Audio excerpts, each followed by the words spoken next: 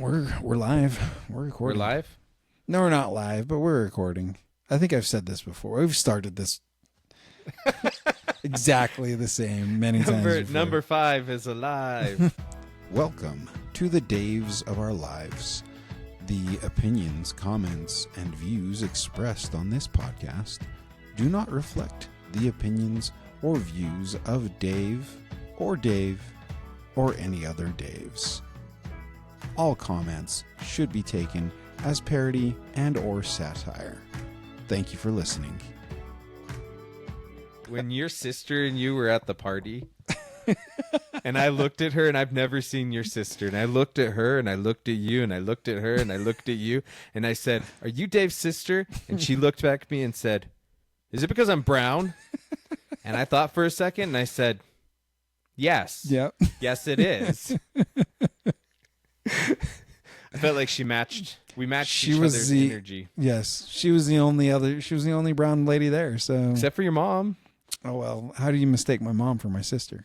I would not. Although she does look young. She's Filipino. That's natural. Yeah. It's good genes. Brown don't frown. If it rhymes, it's true. We've talked about it. Fact check We that. fact check that. Fact check that. Right? Welcome back to the Daves of our lives. Yeah. Dave here with me. Yeah. Brownie O. Yes, cupcake. We love it. We just finished with a very serious conversation, so we're gonna lighten it up. We're gonna lighten the mood. We're up gonna now. lighten it up after we'll get into that. After a message from these sponsors. R1 sauce for your booty? We don't have sponsors, Dave. Sponsorship implies there's money. Yeah, we don't have But sponsors. we can be bought. Yeah, I would love to be sponsored by Pepsi. I would drink a Mountain Dew every single episode. I think that being sponsored by Mountain Dew would be great because they always have like new flavors. Yeah. And I don't care about that Do it. rumor that Mountain Dew shrinks your testicles because I'm done having kids. Same. Wait, about the testicles shrinking or the kids or both? Yes. Yes.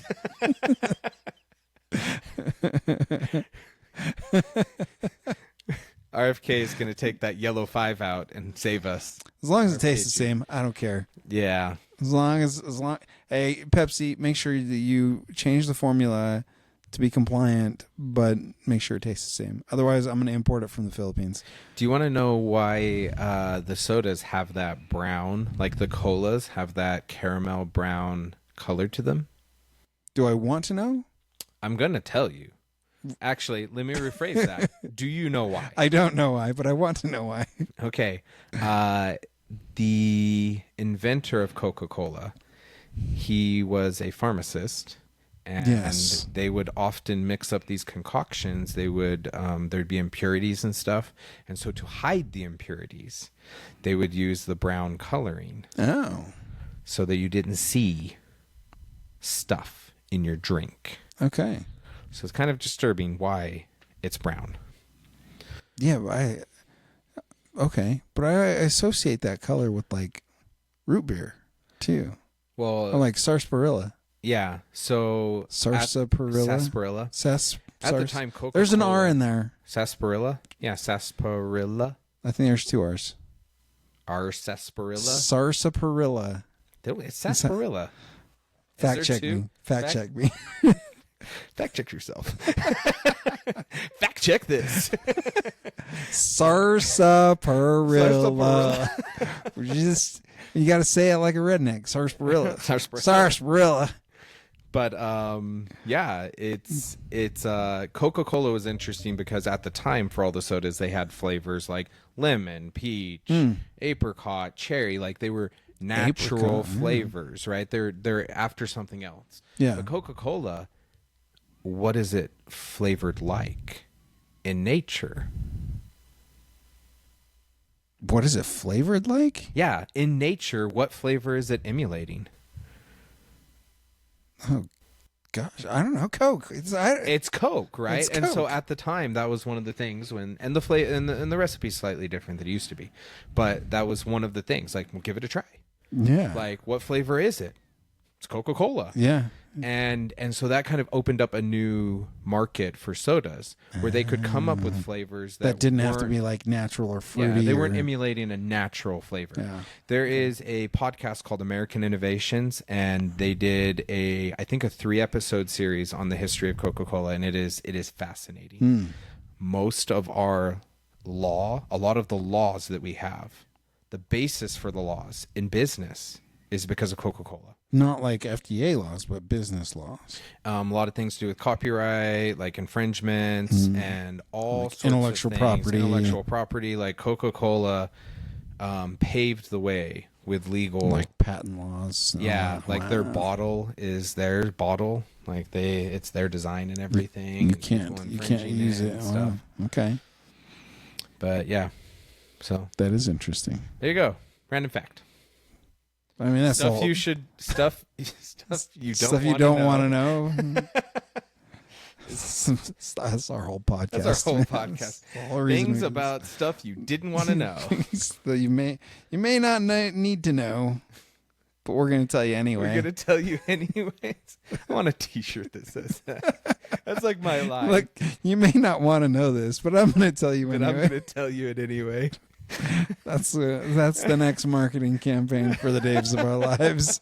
I think we should set up a booth like outside Walmart in technically I think Perry, Utah, so Yeah. right on the border of Brigham, and just have a sign that says like the Daves of our lives. So, like, I'll tell you something You may not want to wanna know, but I'm going to tell you but anyway. I'll tell you anyway, and just have an empty Just- chair and see if people sit down and Have a conversation. like. We could set up the podcast like that. Yeah, we'll just do like an outside podcast session Yeah. with random people, and then have them draw like a topic. Pull a topic out. And their topics we haven't even looked at, like our wives put them together, and then be like, "Tell me something about What if I don't saber-tooth know? mating."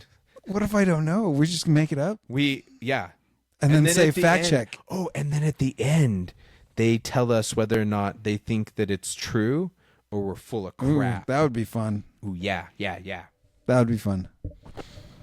Okay. That seems like a Saturday activity. Definitely. Saturday is when there's a lot of people at Walmart. Yeah. Relief Society on every aisle. True. Women having conversations, solicit gossip. Do you think we didn't have to get like a permit or anything for like that for that? Oh, we I think just we set do. up. Well, I don't know. There's rules on it, but you might be able to do it on Main Street. There's certain public places, so we'd have to look into it. Okay. Yeah. Yeah. But I think we set it up. It'd be fun. That would be fun. Just see. We and should then get they a can booth at fact check us. Peach Days. Well, I've told you we should get a booth at Peach Days, but you didn't want to sell what I wanted to sell. You want to sell like peaches with thongs on them? Okay, that sounds bad. But you can buy. Apparently, this is a thing from Asia. According to the article I read, It's an accessory they for are peaches. little peaches with cheeky underwear on them. And Brigham, we're more conservative, small town feel. Yeah. I think that it'd be hilarious to set it up and just videotape people's reactions. Well, Peach Days does bring in people from all over. True. Also, bobbing for peaches is a way easier if there's underwear to grab onto. They So you get want to do soggy. bobbing for peaches? They get soggy. Listen, will I be able Seems to? like- Will I be This able seems to go like to an church? expensive project. Oh, Dave. dude, this won't be expensive. It won't be expensive. Morally expensive, maybe, but not financially expensive. Yeah, I'm not I concerned about the guarantee we'd morals. make tons of money off this. What do we, what do we Teenage charge? boys, young guys with their dates. Yeah, their dates. Trust me. Do these teenage boys take dates to Peach Days? Yeah. Well, in like groups of boys. Look, this is definitely catering toward young men that do stupid things. Yeah. Yeah. Because those booths have to go through an approval process. Considering me and Laura got second place in the gingerbread contest in Brigham City out of apparently 2 people. I don't know that I have any political clout. I might be on a bad list with them. Second place out of 2 people. First place loser. However, I have a list of things that I want to run for as mayor, and this could be one of them that I just want a booth.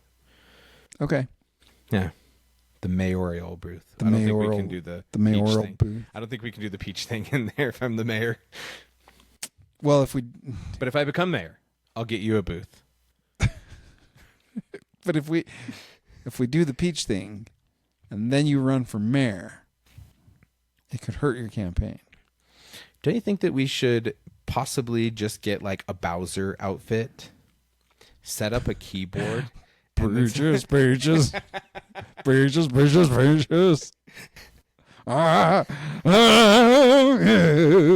Oh yeah.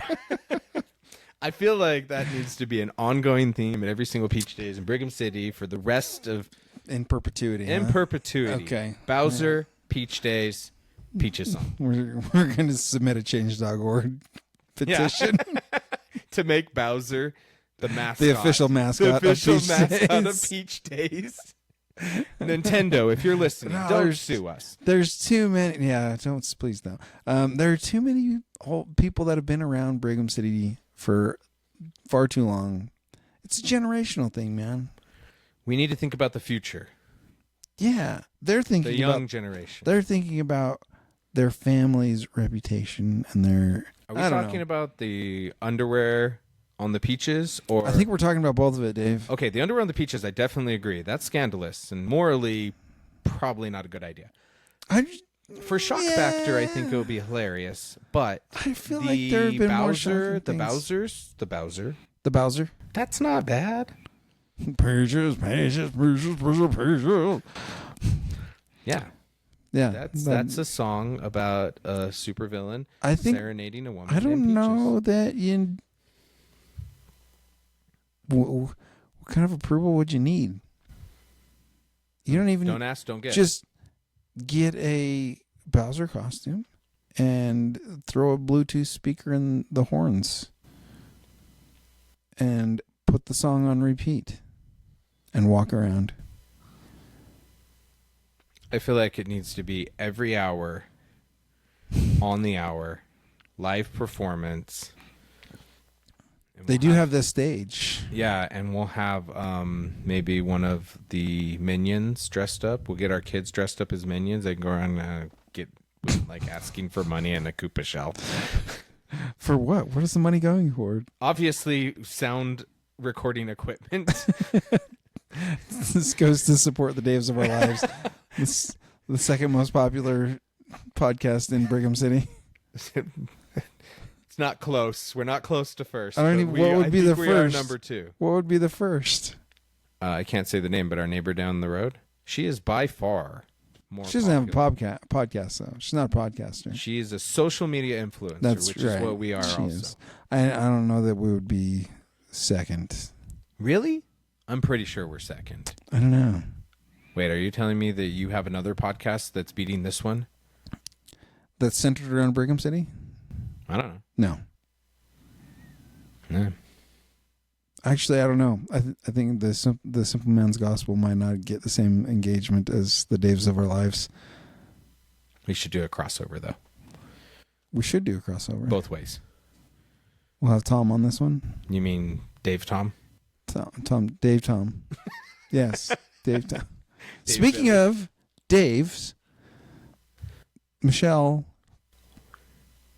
Johnson has a neighbor named Dave who is half Mexican, half Filipino. That's pretty close, Dave. That's pretty close. Also, That means between the three of us, who would have a full we Filipino. have a full Filipino on the podcast. That's awesome. So there's potential there. Also, Is he hilarious? Oh, we ever met him? well, he was inebriated when Sheena talked to him, so I bet he's funny. He's totally fine. Also, another friend of mine named Dave wants to be on episode 25. Oh, what is the significance of wanting to be on episode 25? I think he just wants to be on a significant number episode. It's like a Roman numeral thing. Yeah, I don't know. 25. He will said be 25. pretty I said close 25 to sounds 1 good. year. Will it be? Well, because we've If done we do every other week. There's 26 every I other mean, week. I think we're on episode 16 now. This is either 16 or 17. Fact check me. Fact check yourself. We'll have our producer fact check. So we're like 7, 8 episodes away from that. It would be sometime in probably late October. You think so? My math is not my quick mental. Okay, so there's math isn't- 52 weeks in a year. You divide Yeah. 52 in half, that's 26. Yeah. Oh yeah, that's true. That would be So a year. episode 25 has to be sometime around, like Yeah. within a month of the year yeah. anniversary. You're right. And we started right before, I think, end of October. End of October, because we talked about Halloween. We talked about Halloween. Actually, we might have started like middle of October because we Yeah, did because talk there was about- that terrible episode that we did that the just audio was the one. horrible, Just the one terrible episode. really bad. Yeah. If you go back and listen to any of our previous episodes, just don't listen to one. Don't listen to the first one. You listen to the first one. Okay, listen to Dave. Listen to the first one, and things have got better. So I bring these Daves up Okay. because this could become a regular thing for us, having guest Daves, because there are a lot of Daves out there. There's a lot of Daves out there. And this is the Daves of our lives. Have I ever shared the story with you about me meeting another Dave Matthews? I don't recall. Okay, so for our listeners who have better memories than us, you can skip ahead. I'm waiting tables at the restaurant, and this dude comes in. He looks like the 40-year-old virgin. You did tell this. I did tell you. Yeah, you did tell this. He's the only other Dave Matthews I've met. The only other Dave Matthews you've met. But if you're listening I know to a another Dave- Dave Matthews, you can come on. I know a Dave Owens in my industry. Oh. I don't know that would be appropriate or compliant to have him on. My brother-in-law is named Dave. Let's have your brother-in-law on. We nicknamed him Diablo Dave. Diablo Dave. He's not a bad guy. It just kind of felt good to say. We should have If Diablo anything, Dave on. He's an angel.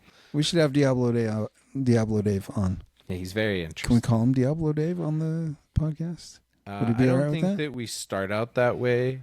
I want we would get him to tell the story about how he became Diablo Dave. I don't know if he knows that we're calling him Diablo Dave. Oh, Diablo Dave, don't listen to this.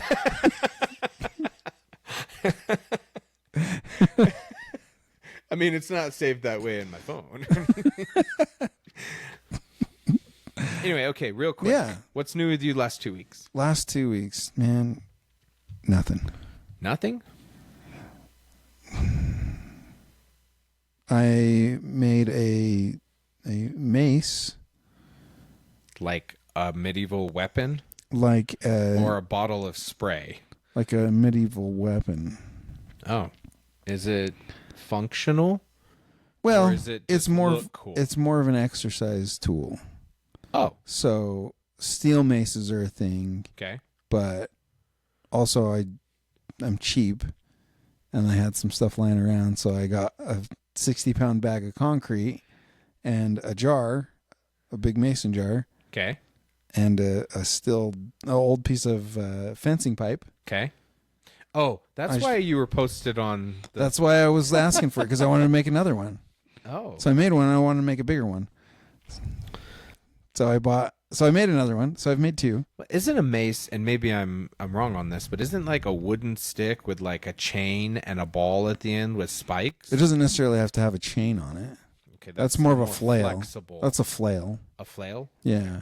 A mace is just a big something heavy at the Something end. that heavy you can and whack. it's Yeah. stick and rock, stick and metal. Yeah, stick and rock, whatever. stick and metal. Yeah, I made it out of concrete.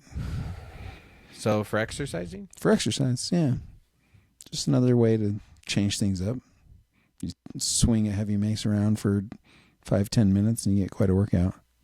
It's probably more compliant and screams less than if you did it with Johnny. Yeah, Johnny will have more fun though. There'd be a lot of core exercising for both parties if it wiggled. So I weighed it, and the first one I made was smaller, and it's like So you spray paint it's like 10 pounds. I should spray paint it pink. because it's the light one. It's 10 pounds, And the one I just made is closer to like 17 pounds. Okay. But you put that on the end of a 3.5 foot post. Yep. And the moment arm becomes. Yep. I don't know the engineering. T term. equals F times Right. R. Exactly. So you other engineering nerds. So you know what the he's torque talking about. equals the force times the radial arm. Yes. So this long radial arm. Yeah. That's why if you Puts have a lot like of a torque. cheater bar, when you're trying to get like a lug nut off or something, you can use a small amount of force times a very long distance to create a bunch of torque. Yeah. So now think of that the opposite direction. Yeah. I'm now the lug nut. Yeah. Yeah. Yes. So I actually wrote that on a board and I was explaining it to the kids when they were like little, like, Okay. working out in the car. And Lucy remembers it. She's like, "You had this formula and I thought you were crazy. You'd say stuff." Whatever. Turns out you're crazy, but not about engineering. Or your mom. Yeah. Okay, enough with the What's your new mom with jokes. you? So I made a couple maces. What have you done in the last 2 I have weeks? not made any maces. I worked on a sprinkler project because inside the box, like the valve was leaking. Oh, I had to replace the valve too. I took everything apart. Yeah. I put everything back together. I waited the 24 hours for like the glue to turn it. I turned it on, and there's the smallest little pinhole just shooting out of one of the joints. I'm like, honestly, the way it was done, and there wasn't the right parts at the one store, and it was Saturday night. I'm like, I'm gonna cut it out. I just need like some flat face unions so I can easily take this section out versus a slip-on union. So that was disheartening. That was okay though. But on a week ago Wednesday, I took the day off of work. Me, Wes, Dan, and my friend Cooper.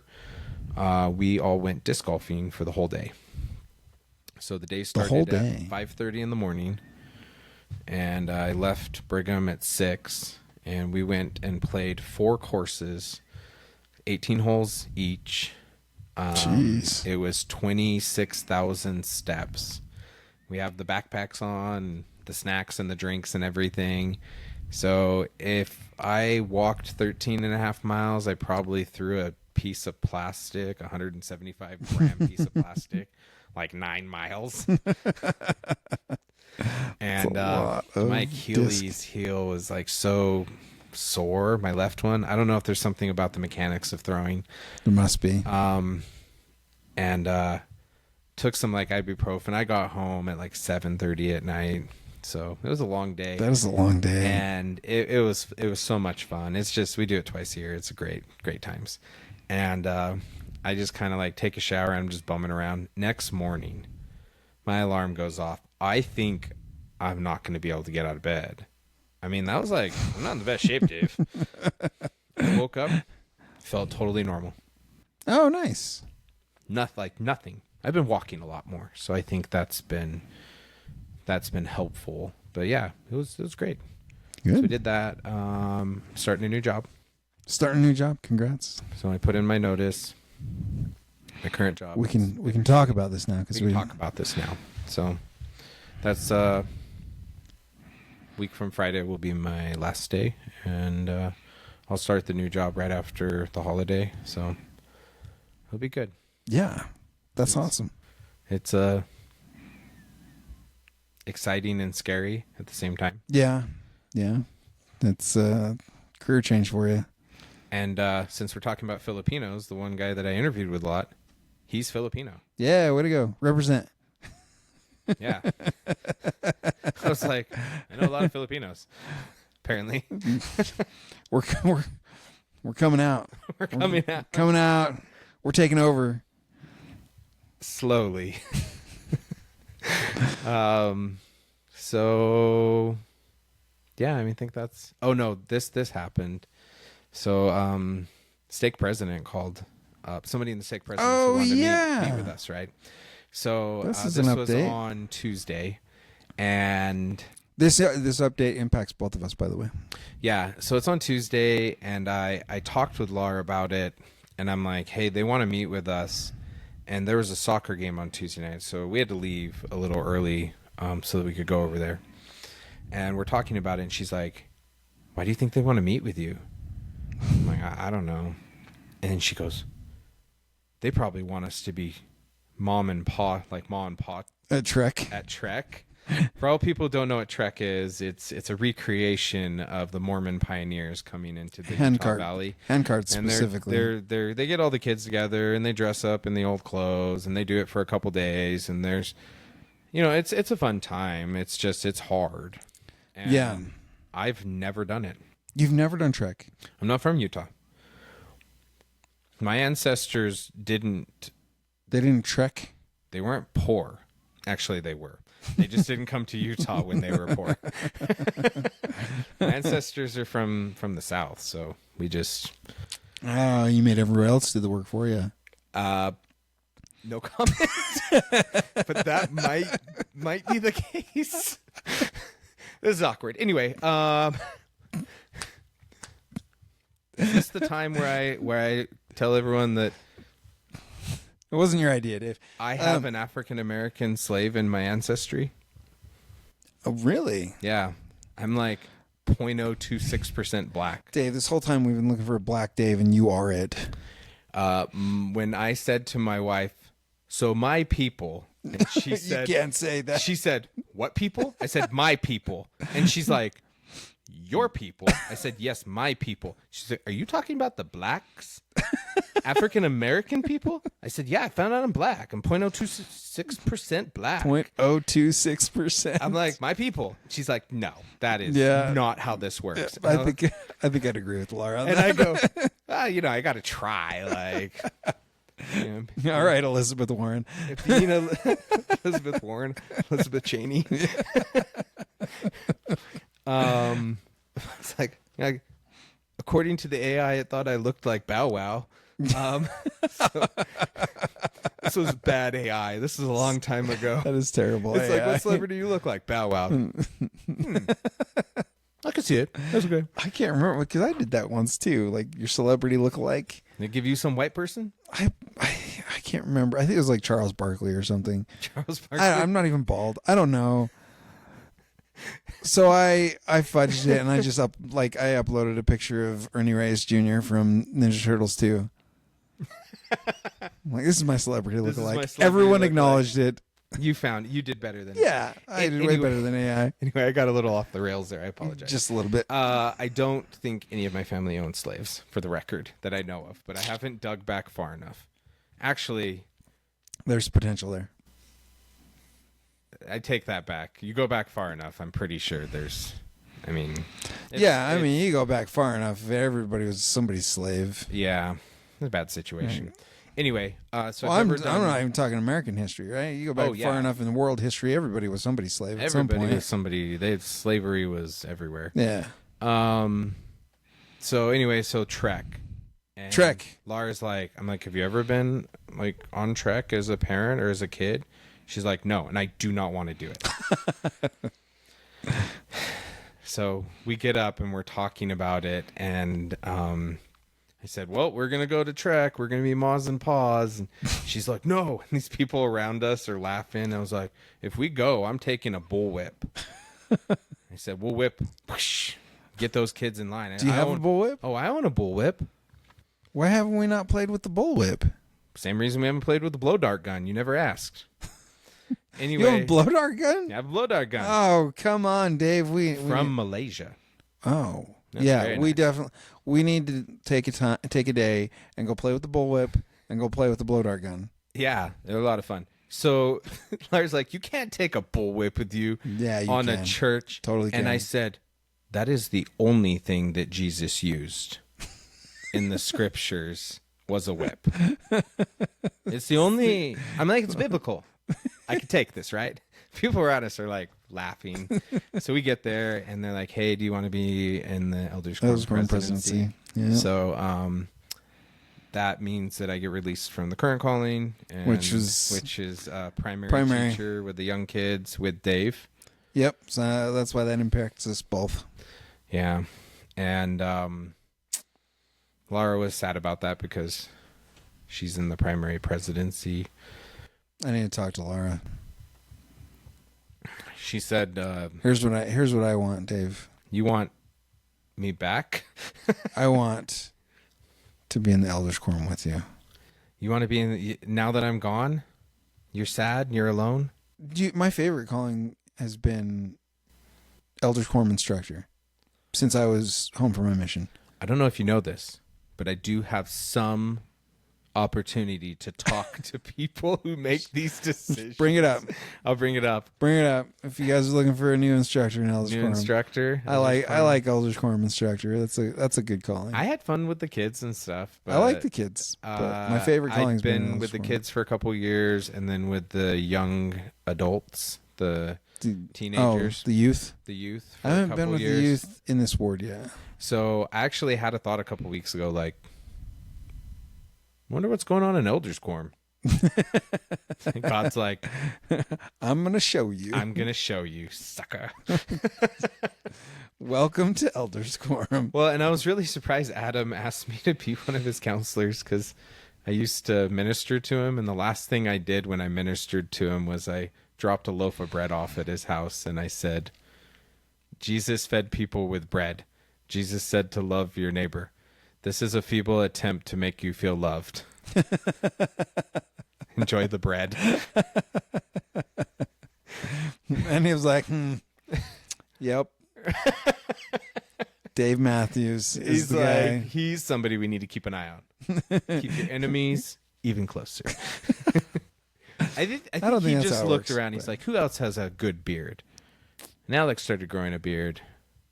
I have a beard, and he's got a good beard. I think it was totally based on beards. Yeah, I could see that. Yeah, I wasn't even in the running. it's that Filipino man. I can't grow a beard. There's no reason to have a beard when you're on a tropical island. Yeah, that's true. Actually, have you heard the evolutionary reason for beards? The thought process I behind feel like why you've told me this before, but I don't know if you've the told me. soften blows from punches. Oh. So apparently, You think- the is that Islanders really? didn't punch each other very much, No. or else they would have grown beards. No. Probably, maybe you guys slapped each other, or maybe you're just civilized. I don't think that's the case. Just killed people. We're not going to waste our time punching. She's weapons and just end it. Okay, talking about weapons and death. Weapons and death. Talking You about have weapons an and death. exciting chapter of your life that we're going to talk about. Oh, today. yeah. Let me paint the picture for you, Dave, and how this transpired. By the way, warning, death will be involved. Death will be involved, which is why I said at the beginning we're going to talk about a lighter topic. I mean, we can't laugh Lighter. about death. Anyway, I do have some stories from living there. Okay, getting into it.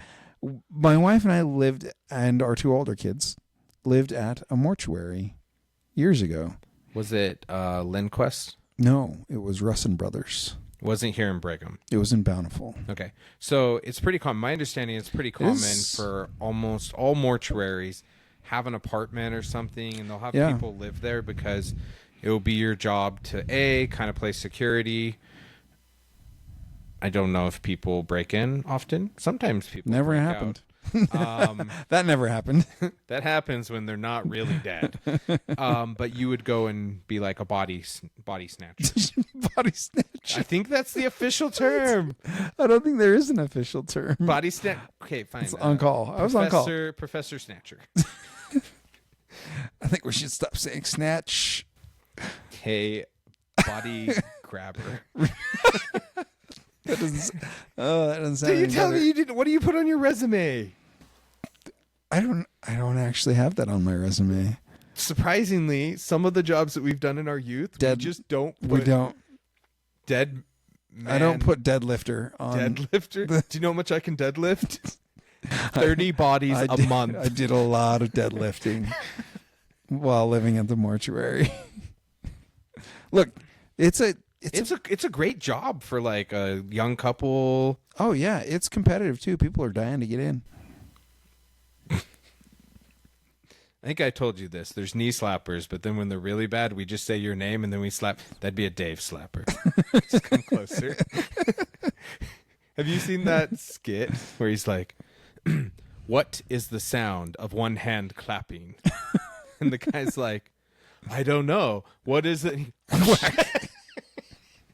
Do you feel like that joke was a Definitely a Dave slapper. oh, come on, give me that. It was a good one. No, It was a good one. That was a good one.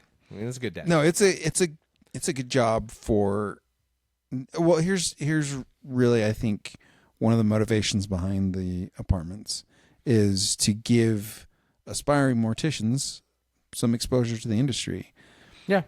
To give them a place to live while they're going to mortuary school. Yeah. And, free rent, experience, a little bit of pay. Were you thinking about doing this? Not at all. Okay. It never even crossed my mind.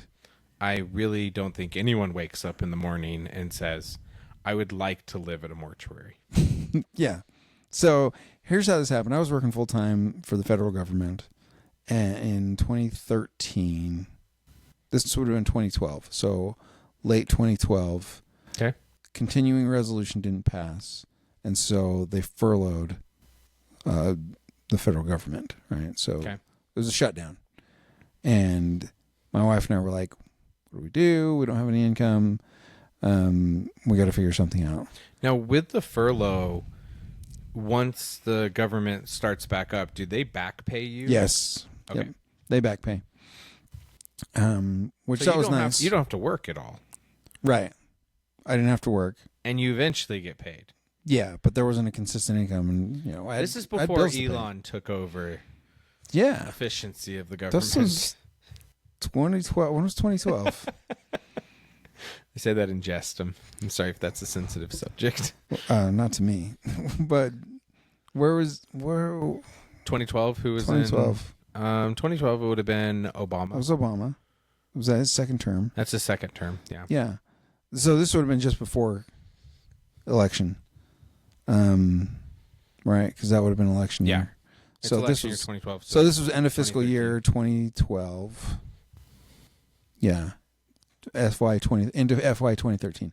Anyway, we're like concerned about finances, and I was like, I don't know if I want this instability. Like, I don't want to know if I want to take this risk of the government shutting down, not being able to work, or have a consistent stream of income. Okay. I brought this up to someone that I worked with at a gym, because I was a coach at a CrossFit gym. I was an instructor, and one of the other instructors. I was venting this to her, and she said, "You know what you should do? She's looking to living at a mortuary." And I was like, "What do you mean living at a mortuary?" Because I wasn't aware. Yeah, living at a mortuary. What are you talking about? That's ridiculous. That's a good one too. I was like, "How does that work?" She's like, "Well, this was our situation. Her husband was working full time, going to school full time, and they were living at the mortuary." Okay. So between the free rent, free utilities, they also paid them for every body that he picked up, and paid them for every viewing that was ushered at the mortuary. Yeah. So there were two couples, and we alternated days that we were on call and weekends. Okay, but so she told you this. Did she? She told me this. Did she? Yeah, she told us where they lived and said that we should definitely look at. Okay, were they living in a mortuary at the time? No. Okay. This was years ago. Okay, and so did that just make you think about it, and then you went and looked on KSL? Here's my initial reaction. I was like, I don't know if Sheena's going to be on board with that. Well, that might be kind of scary to her. Yeah, right? Might be a little bit morbid for her taste. It's probably the least romantic place you could move to, unless free rent is a. I don't know. That's a pretty big selling point. So I brought it up to Sheena, and she was like, "Oh yeah, let's look into that. That sounds great." So she gets online and she's Googling all of the mortuaries along the Wasatch Front and starts calling to see if they do live-in tenants. Wow, look at her. And we got on a couple of waiting lists, and we actually got an interview with the mortuary that this lady lived at. And wait, the lady that you were talking to at the gym lived at the mortuary? Yeah, that's why she brought it up. Okay, that's why. That's what I was wondering. I thought you said she didn't. She did. She lived at one. And she was like, "Hey, this is great. This was really good for their family. It was great setup, right? We were looking for a way to really crush our consumer debt, and freeing up rent plus a little extra income, and then at this same time, I had applied at America First and got offered a job there. So the following spring, we moved to the mortuary, and I started at America First, which was like a remote job, right? No. Okay. No, it was on campus. Anyway, so we made these two big changes in the spring of 2013, and so we lived at a mortuary. That's how that happened. How long were you there for? About 14 months. 14 months? Yeah. Okay. What was it like when you first got there? Was it what you thought it was going to be? Was it what I thought it was going to be? I don't know that I had a preconceived notion of what it was going to be. Okay. So I had no expectations. Other than what they prepped us, right? This is kind of what you're looking at. Had you gone and picked up, acquired bodies? Oh, yeah, it was before? like the first night. No, I had never done it. Okay. But this was like the first night. Had you been around the first night I was on call? Had died before? Like, were you familiar with what that was like? Not at that intimate level. Okay. So I'd been to funerals. That was about it. All right, but that's post embalming, post makeup, post hair and makeup, right? Yeah. Like, so yeah, I'd never been at that end of the process or the beginning of the process, like the day of death. Yeah. So the way it worked is, families most of the time they already plan out who they're going to contact. A lot of these people, they know they're at the end of life. This isn't just like a shock type. Yeah, and so the family knows who to call. The family calls the mortuary and said, "Hey, so and so passed away," and I say, "Okay." I get the address. Did it happen mostly? Most of the time, it was in a home, or at night. So I was only on call at night. So okay. after business hours, I was on call, and then there was one mortician that was on call. Did a lot of people call like in the middle of the night? Oh yeah, yeah. Some nights there were like 4, 5, 6 calls a night. And was it you and Sheena, or just you by yourself? It was me, and so it was different depending on where it was. So sometimes if we had to go to like the hospital, there was another tenant in Salt Lake at another. And you guys would like tag I would up? call, yeah, because I'd have to go to like the University Hospital or something like that, or like the Huntsman. So I'd call them. So the hospital would be me and the other tenant because they didn't need a mortician there to do, grief counseling because they're trained in that. So we would do that. Sometimes I'd go to the hospital by myself. Real sad cases like in the NICU if a baby dies. Oh, I would go. Was there anybody that you knew? I never picked up anybody I knew. Okay. So yeah, there was always that degree of separation from the people. Was it hard? Like, how did it feel? The first one was weird for me. Right, that was a little awkward because I'd never done it before. I didn't know like the mechanics or the technique to moving a dead body respectfully. Yeah, because there's a lot of physical times techniques, right? To make sure it's respectful, but also like the emotional. Was it just like you feel detached from that? I was was it you processed it later, or is this just one of these boxes on your man shelves of things that you're never going to deal with, and you'll just build more shelves and be like, it's fine. Don't talk to me about it. No, I feel like because I never really picked up anybody that I knew, there was that degree of separation made it a little bit easier for me to deal with. I don't think I'm not putting it on any shelf. It's not on any shelf that I need to discuss, and I don't think I need to discuss it with a therapist. Don't bring up my shelf, Dave. No, I think I don't got fine. a shelf. I'm fine. Totally fine. I have a giant pit that's eternally on fire, and I just throw things in it. Just bury it down deeper down, like the void. Yeah. No, it was fine. But yeah, because a lot of the times we would go into someone's home. Yeah, and the family was there. Did you was part of the job to kind of console them a little bit? Like no, because that was the mortician's job. Okay, and so you just go in. My training was here's how you drive the van. This is where the keys are. This is how you operate the cot. This is where you put the fridge. This is the codes to the the garage or whatever, right? This is the go to the embalming room. Did you ever get called and the person was not dead? No. Okay. Did you get called for any times where the person, they didn't think that the person was going to die? Like, you know, like you said, this person's on hospice. They're 90 years old. Oh, yeah, like unexpected. Unexpected, and they're just like, hey, this happened, and I need somebody to come? Or is that a situation where if it's you an don't unattended get called if it's an unattended death, it typically go to the medical examiner. Yeah, the medical. Yeah, that's what I was wondering. Is there some sort of like, oh, this might be a murder? Right. Yeah, that goes to ME. They go to, they do an autopsy. Okay. And so you guys don't get involved with that? We go to the medical examiner. Oh, so you pick up the body and you from the take medical it to examiner. Take it you to pick the up the body mortuary. from the medical examiner, but from the place of death. No. That's not. Yeah, if it needs to go, if they need to do an autopsy, then it goes straight from the place of death to the medical examiner. I'm not sure who transports that, or if the medical. I think the MEs have their own transport for that kind of stuff. So you didn't get involved in any sort of like, this guy's having an affair. No, I didn't get involved in any murder stroke. cases. No, it was not murder. Just has a stroke, and it's this like compromised position. It's just awkward all around. Nothing like that. No, there was one in the bathroom. Is that where Elvis Presley, did he pass away in the bathroom? I think so. Yeah, it happens. There was one older person that it was in the bathroom. Yeah, and that one was awkward for me because it was an unintended death, but the family knew that they were close. Yeah. So there was an assisted living facility, and the police were there. There was one policeman there. And why were the police there for that? Because it was an unattended death. What is unattended just mean no one was there at the time? No one's there, right. Okay, got it. Right.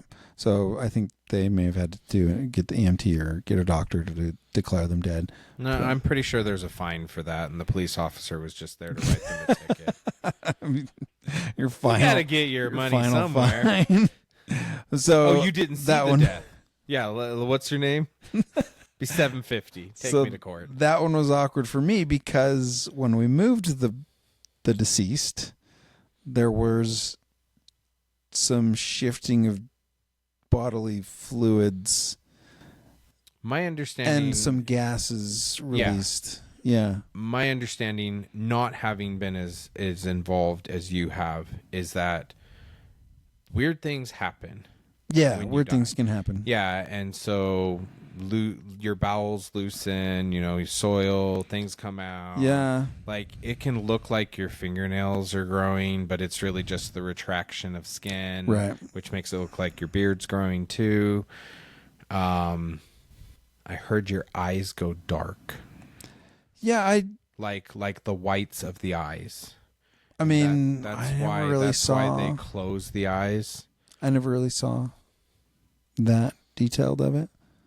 But I was never there long enough to see any kind of recession of fingernail beds either. I mean, I don't think that's a long ways down in the thing. Yeah, for the most part, they were involved before any kind of decay like that would happen. So, you heard the phrase "dead ringer"?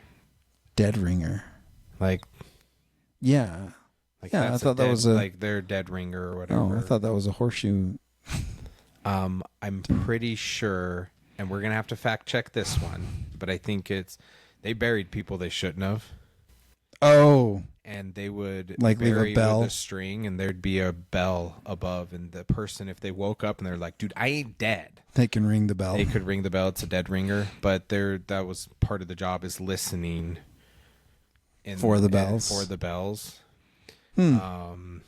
Some of the stories for like zombies and things like that come from them realizing they buried somebody who wasn't dead, and there's like scratch marks inside the coffin. Yeah, because they find out later, like, oh, they were dead. Right. But then it's like, no, they were dead, and they came back to life, and they were like trying to get out of their coffin, and they're zombies, and it's like, no, you're just in Jamaica and you watch too much voodoo. Yep. Yeah, things can happen. Right. some like remaining ATP in the muscle cells can cause twitches and that kind of stuff. Right? Yeah. That happened to me once. I was putting the deceased into the back of the van because we drove a Toyota Sienna with all the so seats you didn't out. have the hearse. I have driven many a hearse. I don't want to hear about your prom dates. We're talking about your mortuary job. That's mortuary. I drove the hearse. Mortuary limousine. I did. I drove them from like so like if they did a viewing at a church. Do you differently in a hearse when you're driving on the road? You know how like if there's like a cop, like people drive slow and they act a little differently. When they realize it's a hearse, do they just like get out of the way, or is it just traffic as normal? I feel like it was traffic as normal. I don't know. Maybe they did. Yeah. I didn't pay that close attention. I don't know. I was just enjoying driving the Cadillac, man. It was a nice car. It was a nice It ride. was a nice freaking car. I liked it. It's So comfy. what was the hardest part about the job? Sleep deprivation. Because I was still working full time. So Sheena gets to sleep, but she has to take care of the Well, kids the next unless day, right? I'm out. Well, the phone rang Okay. regardless, and we had a phone in our bedroom. And so that might wake her up. Right. It might be hard to go back to bed. Yep. But she was taking care of the kids because you had 2 little kids. Yep. You'd be gone, and then you wouldn't get like a lot of sleep. You drink a lot of Mountain Dew. You go to your next job. It was And just energy hope. drinks, man. It was like rock stars It was and monsters. hardcore. Yeah, like I was that. That's really cemented my caffeine addiction. Was my time at the mortuary, like that. I'll sleep when I'm dead. Right. Yeah. So there were there were a couple of all nighters because we would get like 5-6 calls. Yeah. Did you notice, was there any correlation with deaths and like moon cycles or anything? Weather. The weather did, right? So colder months, it seemed like there were more. It seemed like there were more with the colder months. Yeah. What was the farthest away that you drove to pick up? Provo. So not too far. Yeah. Most of the time, if they were farther than that and they'd already pre-planned with the mortuary, then they would ship them to through the airport. So Salt Lake Airport, I went to a few times. That is weird, but I know you could be in a plane with a deceased person. Yeah. It happens. Yep. Why did you decide to stop doing it? Was there an event, or was it just kind of a slow wear down? It was we were ready to buy a house. Okay. So that was it. That was 2014. Time to buy a house. Yep. And this is your second house? This is our second house. So our house is also our second house. I feel like this is when we moved into the neighborhood, it was common that people were buying their second houses in this neighborhood. Oh, really? Yeah. A lot of people, it's their second house. For people that moved in 7-8 years ago. Okay. But now, a lot of the people that I see moving in, it's their first house in our neighborhood. Really? Well, you kind of look around and you go, is there any places in Brigham that are significantly cheaper than where we live? No. And it's not like we live in a bad neighborhood, but it's an older neighborhood, 1960s. And, yeah. I mean, this used to be the affluent neighborhood. This used to be the affluent neighborhood. It's coming back. We're like shabby chic. Yeah. That used to be popular. It'll come back again. But, that's what I've noticed is a lot of people, this is, for younger couples, this is their first home. Yeah. They're buying it in this neighborhood. And not so many people moving in that it's their second or their third home. Yeah. Yeah. But yeah, so that's why we stopped. We were financially to the point where we could. How did Sheena feel about it after you'd done it for 14 months? Did she regret the decision? No. Did you regret it? No. Would you, if you could go back, would you have done something different, or would you have done it again? Probably stayed longer. You would have stayed longer before you bought the house? Mm-hmm. Why? Save up more. Save more, get a better house, or it just was such a good financial situation? It was such a good financial situation. Okay. I didn't have to pay for rent. I didn't have to pay for utilities. How many kids were born after you moved out? Did you have any kids born while you were at the mortuary? No, Sheena was pregnant with our third before we moved out. So we moved out. We moved out right before. Oh yeah, we moved a month before. Is that Wednesday Owen? Wednesday Owens. What? Is that the name of the kid? No, her name's not Wednesday. Wednesday Adams. Does he have a kid conceived at the mortuary? Was she conceived? She was conceived at the mortuary. I don't want to know which Hearst. You don't want to know which cooler. We had to stay warm somehow, Dave. It was a matter of survival. So my ex-wife worked for U.S. Tissue and Health, I think.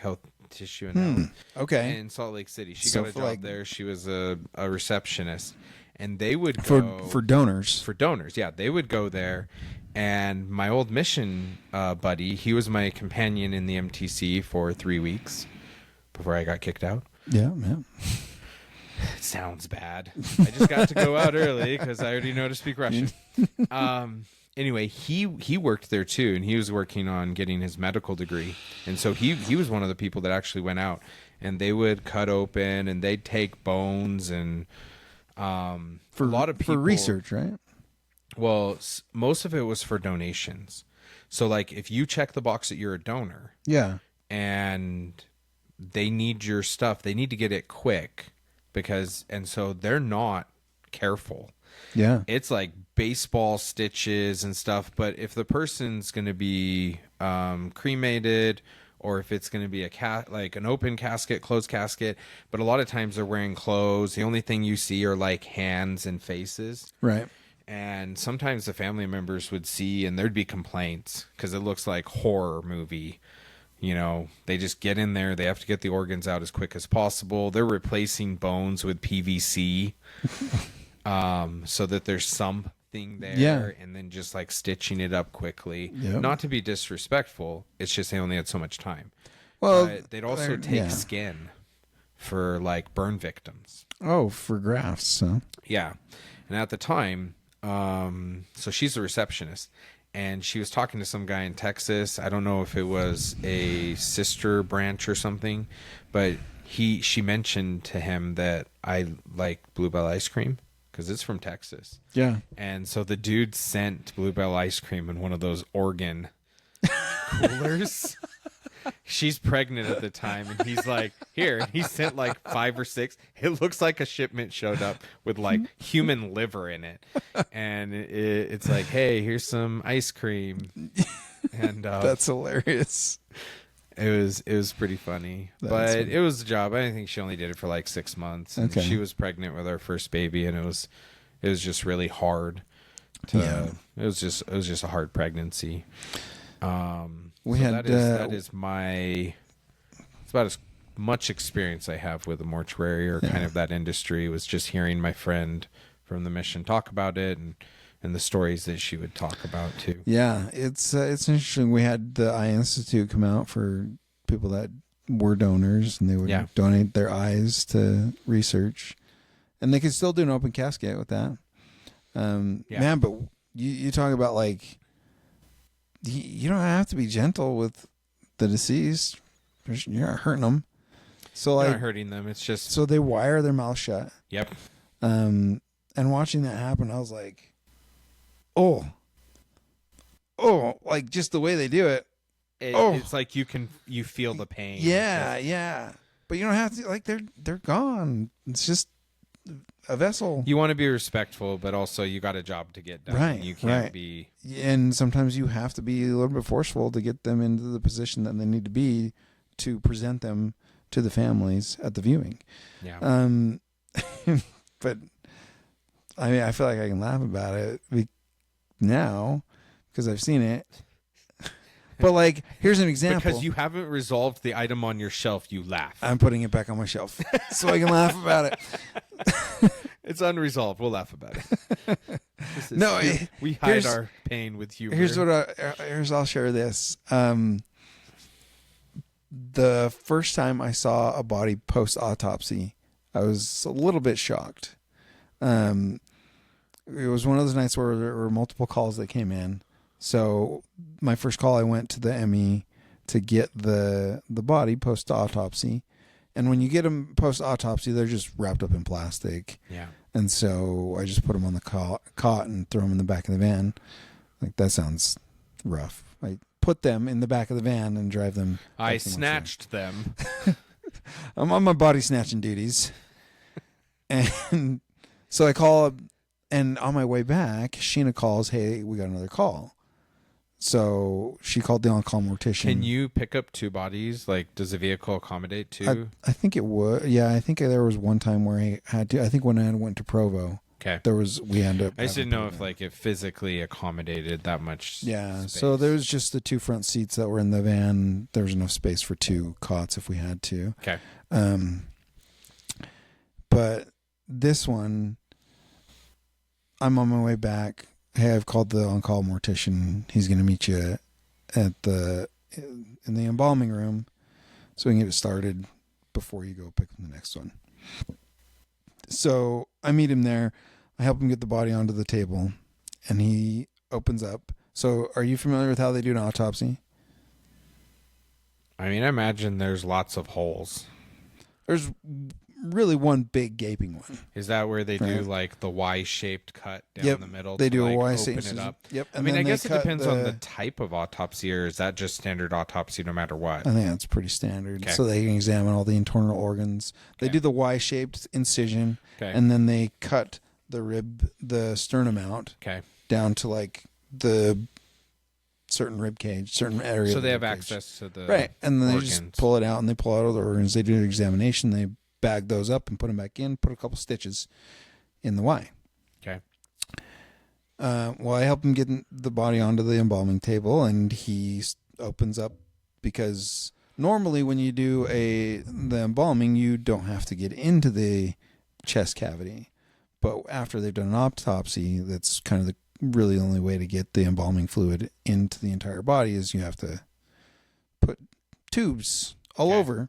So he opens it up and he starts putting tubes. Is this like and he's Borg? removing. It looks like I don't know if you're a Star Trek person, but like the Borg, a little bit, with all their tubes. Yeah, a little bit. So he starts pulling out the organs and starts shoving tubes. And he looks up at me. He's like, "Hey, have you ever seen this before?" I was like, "No." You're like, I regret eating that corn dog. And he was this. like, "Do you want to wait in the van?" It's like, "Yeah, I'll wait in the van." Because I was like, it made you queasy. Or just I don't know, just a little uncomfortable, just because I'd never seen it before. So I think I'm removed enough from like people. I mean, people have died in my life, but it's just not a common thing that it makes me uncomfortable still. I don't know that I'll ever be comfortable with that. Yeah. So I accept the world exists. I know that they're wiring mouth shut and cutting people open. It's just I don't know. I don't know. I want to be comfortable with it. I think you have to have a certain outlook, and you have to have a sense of humor, or be a sociopath, or a funny sociopath. I don't know about a sociopath, but some of the humor of these men is it dark? It can be right. I won't name names, but there was one gentleman that worked there. There was a story of a young woman, a sad story, right? Young woman was like sunbathing in the driveway, and her dad backed out and killed her. How old? I think she was late teens. He just didn't. Yeah, I didn't see her or didn't think to. I don't know. It was just a tragedy. And one of the gentlemen that worked in the mortuary heard the story and said, "Oh, that's crushing."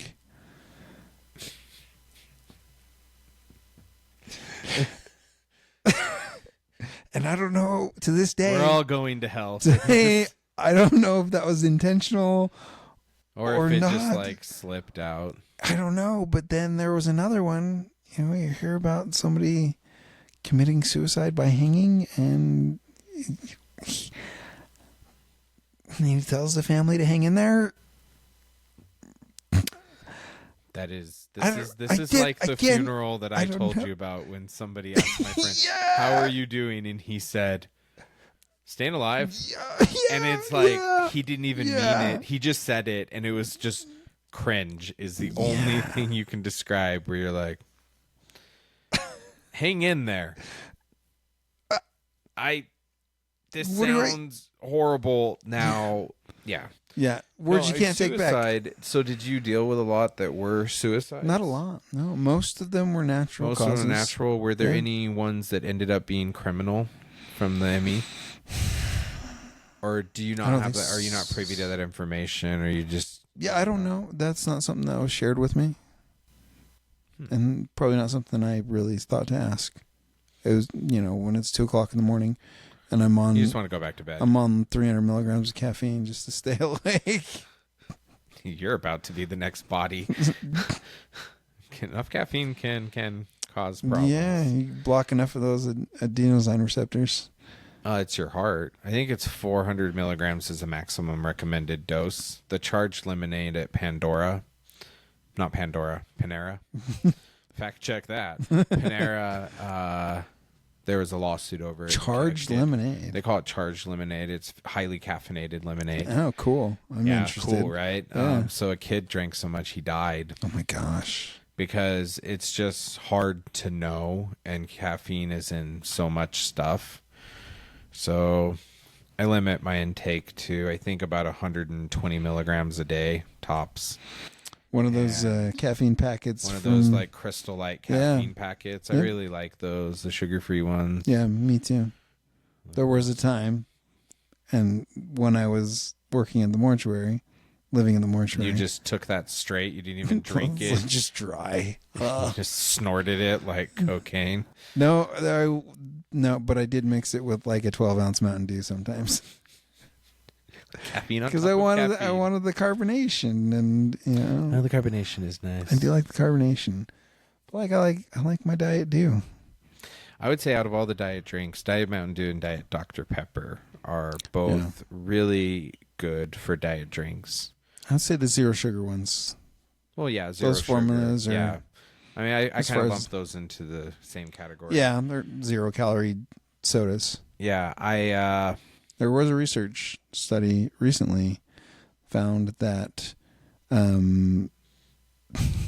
diet sodas were better for weight loss than water in people that were on calorie deficit. Really? Yeah. Because I've heard things, and there's, I think, research to back this up, that your body has a hard time dealing with the fake sugars, because your body's like, oh, hey, sugar's coming, and freaks out, like getting ready for it, and then it's like, just joking, sucker. It's not even real sugar. There's no calories here, you fool. You fool. You stupid. That's an interesting study. I'd like to read into that more, because I've heard that it can make you have cravings for real sugar, and so it can be kind of like gas and brakes at the same time. So you're like, oh, I drank this and it had that simulated sweet, but now my body's freaking out and I really want sweets. Yeah, no doubt that it still takes some discipline, right? But if that's what you're using for your sweet cravings, that seems to be what. I would say that, like, if you are drinking a ton of soda, and I'd imagine water would still be better from a health perspective than diet soda, but I look at it and go, if this is what it takes, right? Then awesome. What I saw a lot of is people, and I worked in the restaurant industry. It's like they're ordering a diet soda, and then they're like smothering their steak, and like, can you double fry this potato? And right. And so I wonder, and they're getting dessert. Yeah, and they're getting dessert and stuff. And so I wonder, is the diet drink now just a lifestyle thing, that they started because of a diet and they just kept at it, even though they seem to not be adhering to much of a diet now. Do they prefer the taste of it? Yeah, I think there's probably a lot to it because I can't imagine it tastes better. You get used to it. I know you get used to it, but that's like beer. Nobody drinks beer for the first time and says, this tastes good. They're like, this is carbonated piss. But don't worry. It's an acquired taste. You'll get good at it, right? You know, it's like my friends that drink non-alcoholic beer and that's weird. malts and stuff because they don't drink.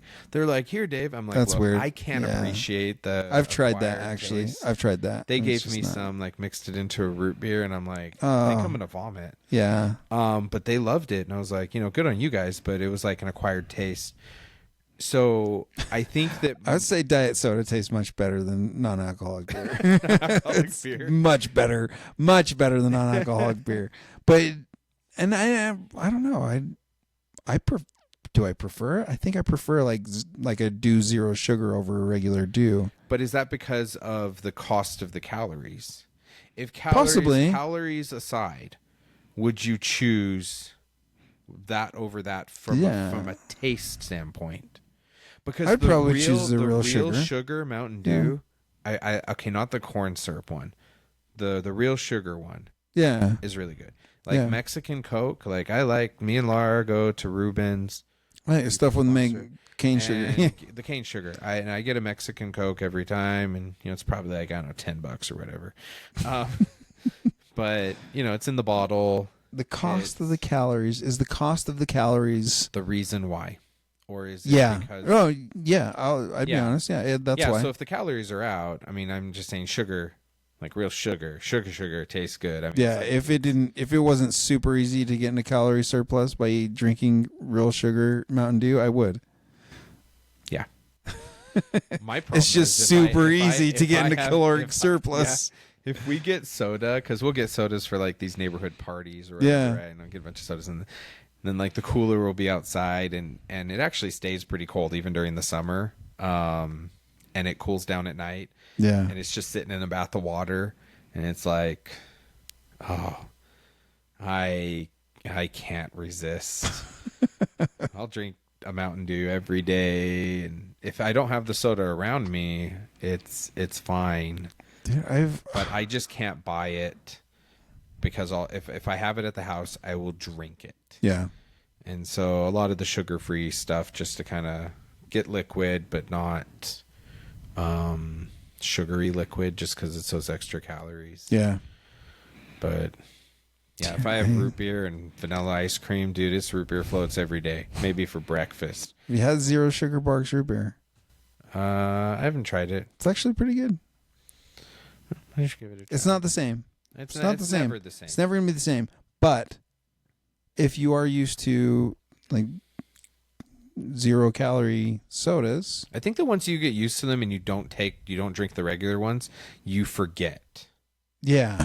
And so then it becomes, until you off the wagon. Eat something that has real sugar in it and then take a drink of something that has artificial sweeteners. Yeah. You can taste the difference. The soda is not even close to the same sweetness.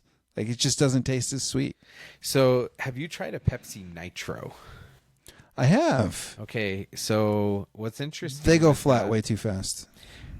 I don't know enough about that. I haven't looked into that, but they're nitrogen instead of carbon dioxide. Yep.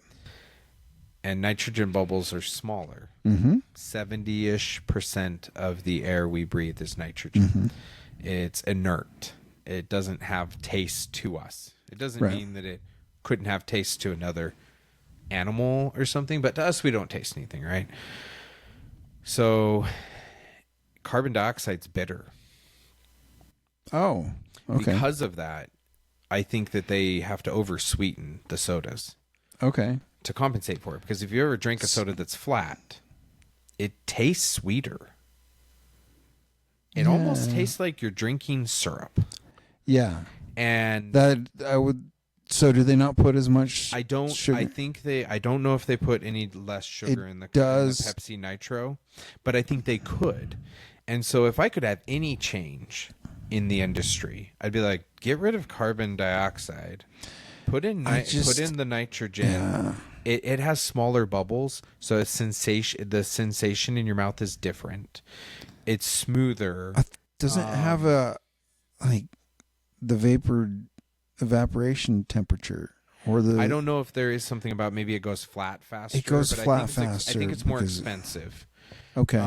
But if you could do that and just have like less sugar, yeah. But it would take a whole industry making the move. Yeah, you get have the to cost disrupt the whole down. industry. Yeah. To get the cost down, because I think it'd just be so. I think Pepsi does. I don't think they do it all the time. I think it's just kind of a, hey, here's something new, try it out, kind of flavor. I like the vanilla Pepsi Nitro. That's pretty good.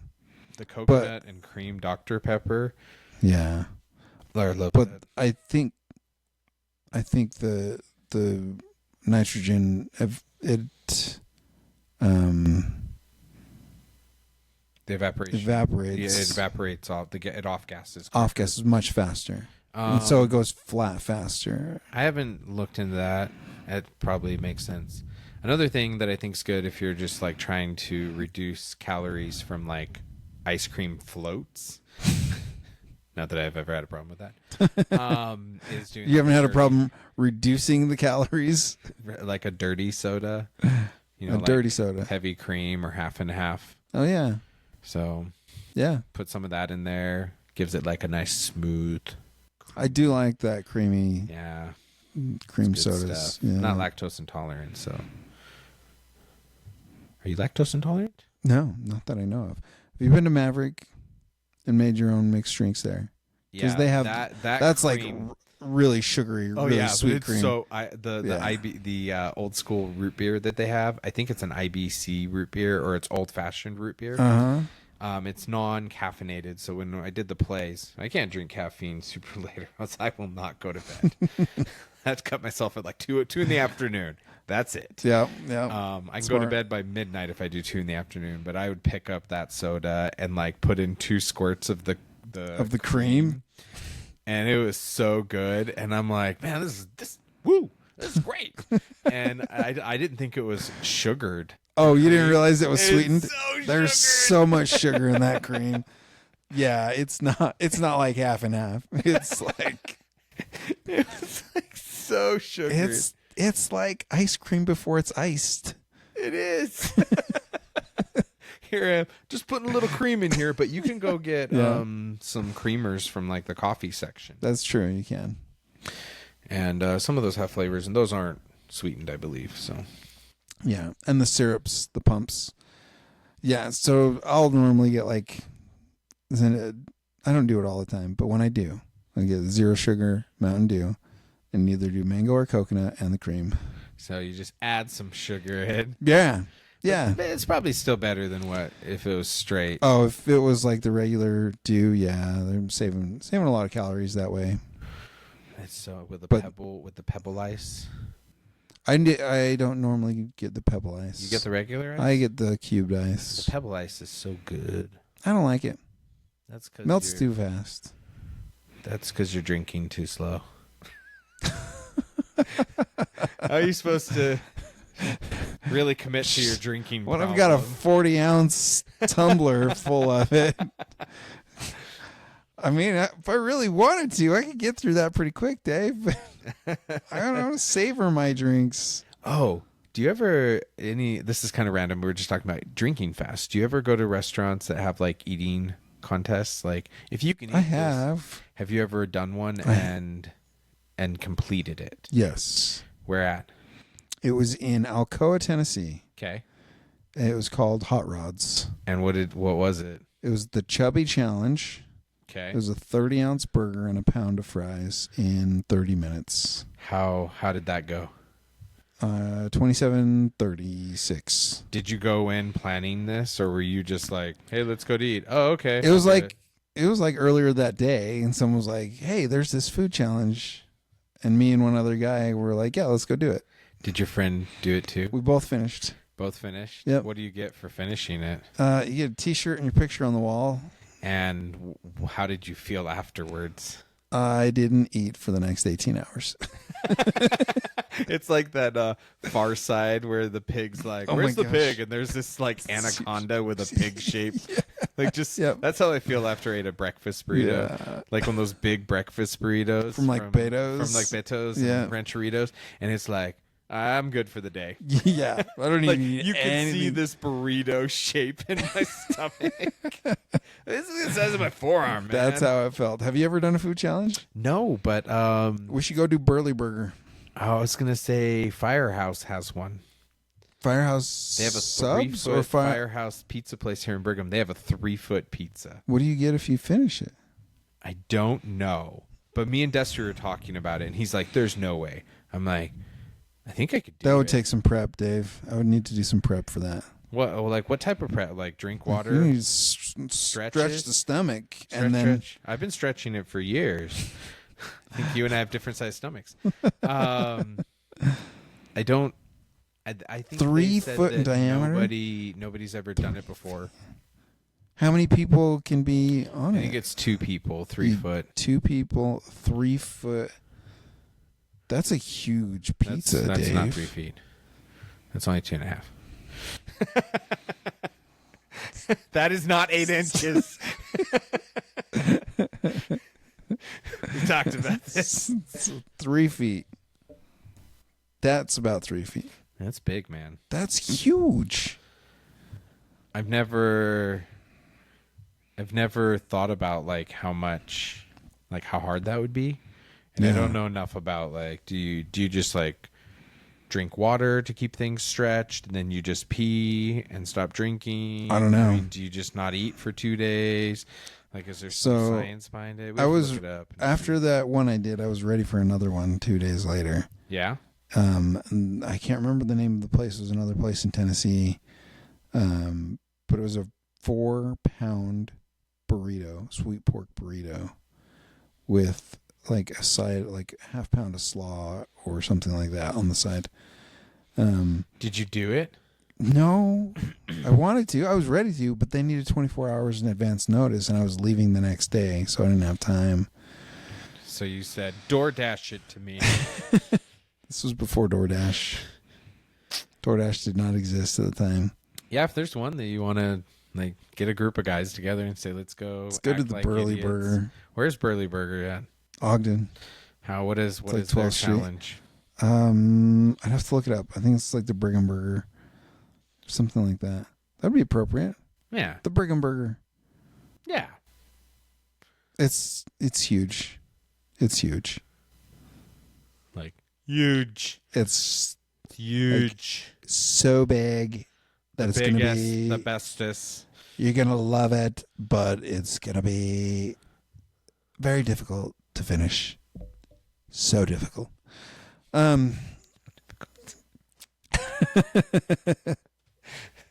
Only the best.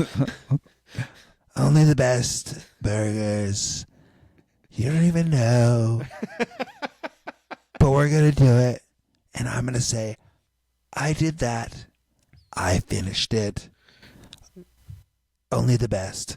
Okay, I'm gonna say this. Yeah. And I don't want to like. I'm taking offense already, Dave. No. I don't want any of our listeners to be offended by this because I'm not saying good or bad. I'm just stating a fact. But they've done speech analysis on how Trump talks. Okay. Yeah. And they came to the conclusion that he talks at an 8th grade level. So he speaks to where most people can understand him. Yes. Yeah. And that's uncommon for politicians. They're usually talking at a higher level. And the fact that he talks at this 8th grade level makes him probably More have relatable. more appeal. Yeah, that would make sense. More people listen to him. They're like, I don't need no fancy terpsichorean. Like, what do you entail? Why are you using big words? No, but I think that it's him talking in a way that most people can understand. And from like I was talking to a friend and I said something to him and he goes, okay, talk to me like I'm a third grader, Dave. Like, what does this mean? And I was just using a word that I thought he knew because of the subject that we were in. What was the word? Apocryphal. Oh. It Okay. was a religious discussion. Yeah. And he's like, time out. Wait a second. And he's very much like a sola scriptura guy. Like, Oh, really? Okay. like Bible only type thing. Yeah. And I said, look, there are apocryphal writings, things that were written that purport to be inspired from God that just don't happen to be in the Bible. Right. And that was a harder concept, but so we're having a good conversation. Yeah. It's like, let me help you understand where I'm at. I'm reading this book about apocryphal writings. It's really interesting.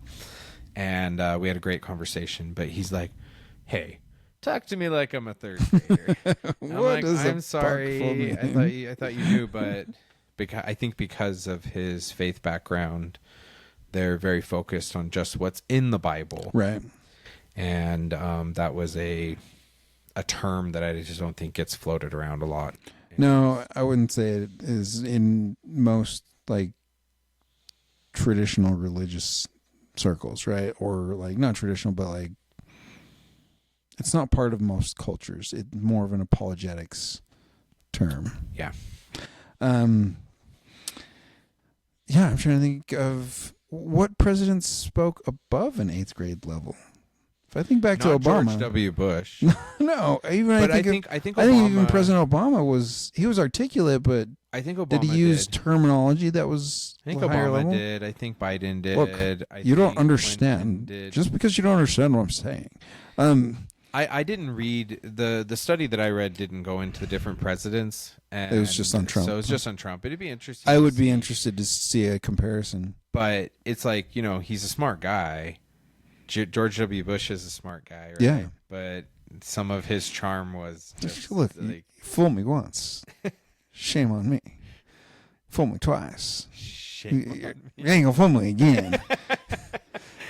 It makes you trust people, and also like Southern, like, so you brought in like the Southern accent, the slow drawl.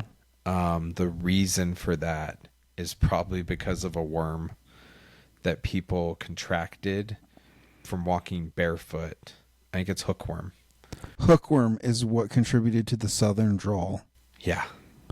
How? There's what? a whole thing on it. Wow. And then it just this is a topic for like the Walmart day, Dave. This is a Walmart day, Dave. It's really interesting, but people that talk with a Southern accent, at least in the United States, they tend to find the people, regardless of what they're saying, kinder.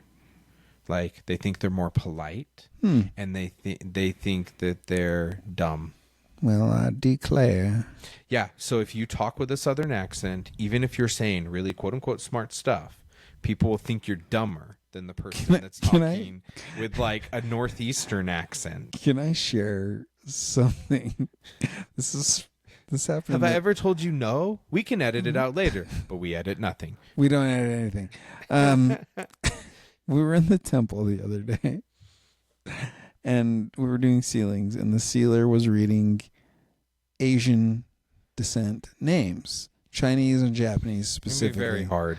It would be tough, but I'm one of the witnesses, and he turns to me, and he says, "What's your background, so I don't feel so nervous?"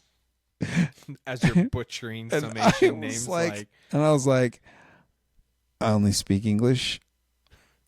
I'm as redneck as they come. I just don't look it.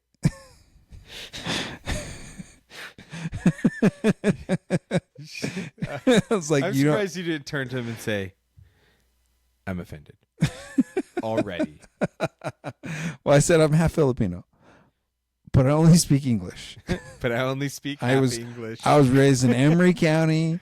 I was raised in Carbon County. I was raised in Salt Lake County, Weber County. I'm about as redneck as they come. It is an interesting thing. So for me, if I see people that are not Caucasian, yeah, I am more interested if it looks like they might have immigrated recently in the past couple generations. Like, I'm interested in, like, what's your heritage like? Sure. But I don't run into my fellow Irishmen and go, when'd you get off the boat, buddy? If somebody has a last name that is Slavic, or a last name that's interesting to me, that's something I don't see a lot, I'll ask them, say, well, that's a really interesting last name. They'll be like, oh, it's Polish. My grandpa came over.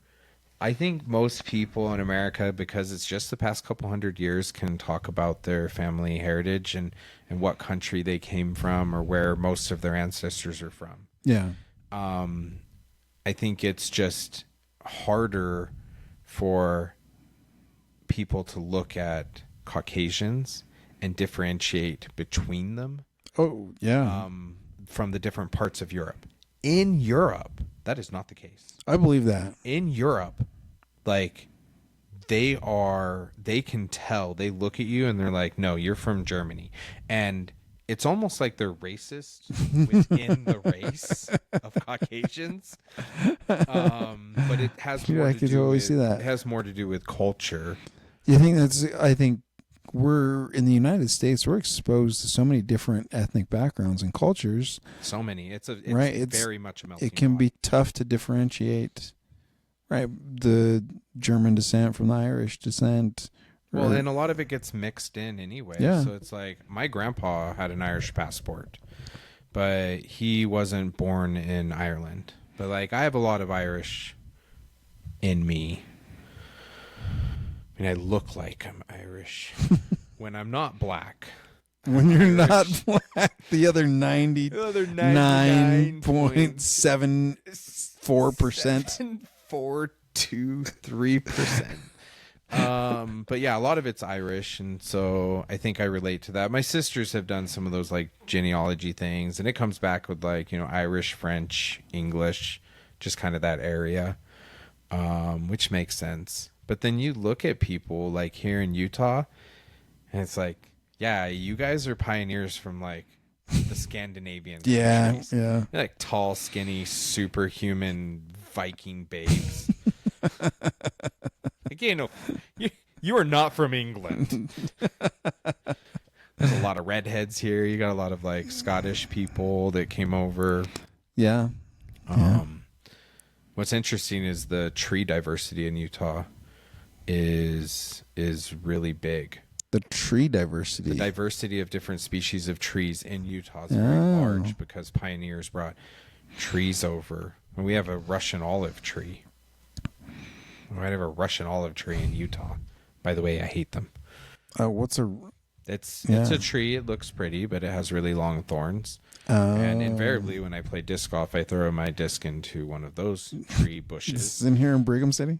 I don't know if there's any in Brigham. There's definitely some up in Ogden. Okay. But it's like you have to, like, get yourself in there, and you're throwing your disc.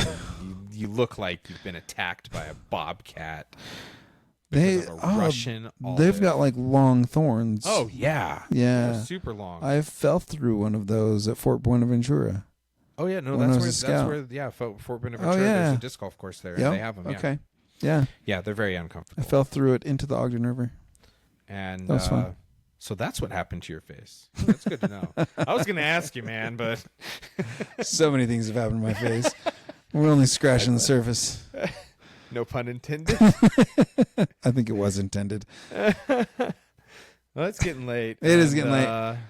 Thank you for joining us for another episode about nothing.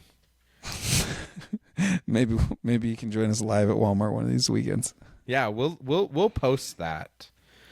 Yeah, we'll make an event. We'll be like a food truck. We'll just appear. We'll have a following. Yeah, we'll figure out where to go. We'll set it up. People are going to see us in the park or something. What are those guys doing? We're going to be live at the mortuary parking lot. Chirp, chirp, chirp. We're gonna have a deadlift competition. We're gonna have a deadlift competition outside of a funeral. That actually sounds awesome. There's a lot of things that sound awesome when you're this tired. You're undercaffeinated, Dave. Undercaffeinated. It's almost like it's time for your bedtime. I'd say so. Okay, time for sounds our good. bedtime. Yeah, join us next time. We'll figure it out. Thanks for listening.